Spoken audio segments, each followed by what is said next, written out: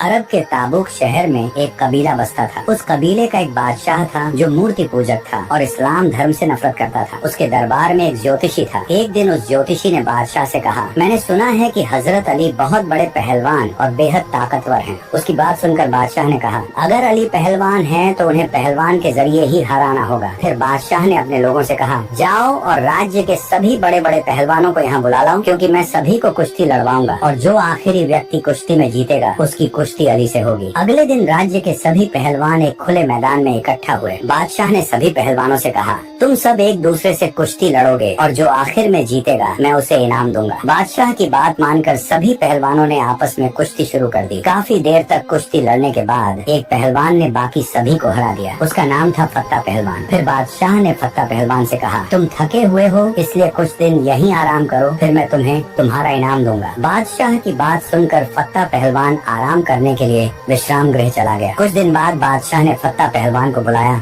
और कहा, अब मेरी बात ध्यान से सुनो, मैं तुम पर बहुत पैसा खर्च कर रहा हूँ, इतने सारे पहलवानों को बुलाया, इसका मकसद क्या था, क्या तुम जानते हो? फत्ता पहलवान ने कहा, जी नहीं, मैं इसके मकसद के बारे में नहीं जानता। बादशाह ने कहा, मैं अपने लिए कोई पहलवान नहीं रखना चाहता, बल्कि मैं एक इंसान से बहुत नफरत करता हूँ, लेकिन उसकी कुश्ती बहुत मशहूर है और उसका नाम है हजरत अली, इसलिए तुम उससे लड़कर उसे मार डालो और उसका सिर मेरे पास लेकर आओ। अगर तुम ऐसा कर सकोगे तो मैं अपनी बेटी की शादी तुमसे कर दूंगा और अपने राज्य का आधा हिस्सा तुम्हें दे दूंगा, क्योंकि तब मुझे गर्व होगा कि तुम मेरे दामाद हो जिसने अली को हरा दिया। इसके बाद फत्ता पहलवान 4-5 पहलवानों को साथ लेकर मदीना की तरफ रवाना हो गया। कई दिनों की यात्रा के बाद जब वे मदीना की सीमा पर पहुंचे तब शाम हो चुकी थी, इसलिए रात जीवन यापन के लिए वे वहां अपने तंबू लगाकर आराम करने लगे। फिर अगले दिन सुबह फज्र के वक्त जब फत्ता पहलवान और उसके साथी तंबू से बाहर निकले तो उन्होंने देखा कि एक युवक सड़क के रास्ते कहीं जा रहा था। उसके हाथ में एक बेलचा और फावड़ा था। उसे देखकर फत्ता पहलवान के साथियों में से एक ने कहा, देखो एक आदमी आ रहा है, चलो उससे अली के बारे में पूछते हैं और यह पता करते हैं कि वह कहाँ मिलेंगे। फिर उन्होंने उस व्यक्ति से कहा, ऐ युवक इधर आओ। उनकी बात सुनकर युवक ने कहा, काम आपका है तो आपको ही इधर आना चाहिए। फिर फत्ता पहलवान और उसके साथी उसके पास पहुँचे और बोले, ऐ युवक, हम इस शहर में नए हैं, हम एक व्यक्ति को ढूंढ रहे हैं और उसके बारे में कुछ जानना चाहते हैं। तब उस युवक ने कहा, क्या जानना चाहते हो, मुझसे पूछो। फिर एक पहलवान ने पूछा,